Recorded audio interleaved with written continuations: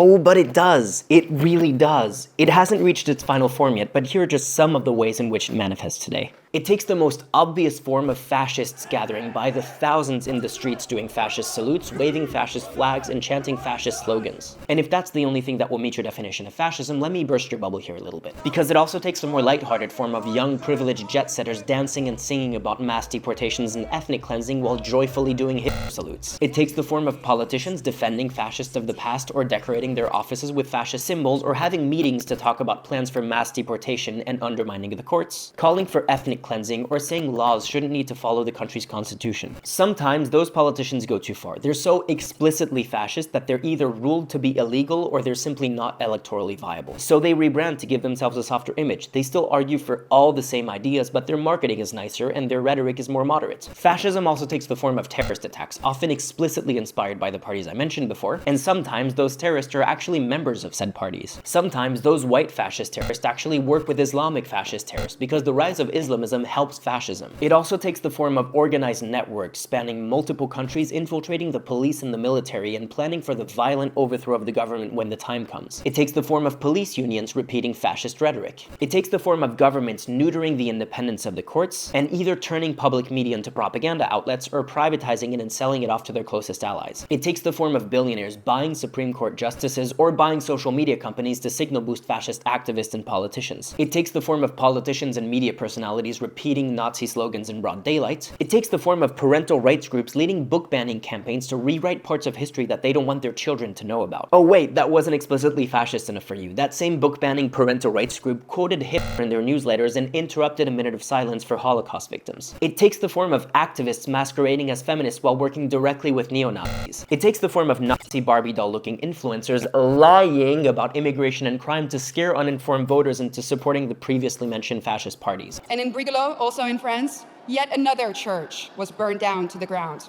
Okay, it was an electrical anomaly, so not even a criminal act. It takes the form of far-right influencers and websites having their entire fascist audiences turn on them because they said something that wasn't fascist enough. And it takes the form of people in my comment section saying none of this is real, don't believe your lying eyes, fascism doesn't exist today.